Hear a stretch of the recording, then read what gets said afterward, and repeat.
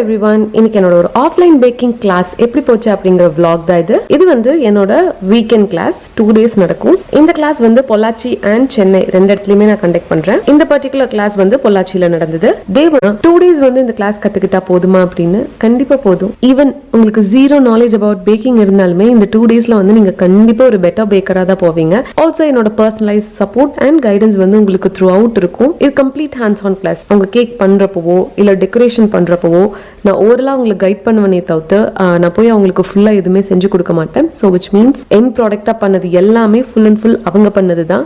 First cake பண்றப்போ இது நம்மளுக்கு வராது அப்படின்னு நினைச்சிருப்பாங்க.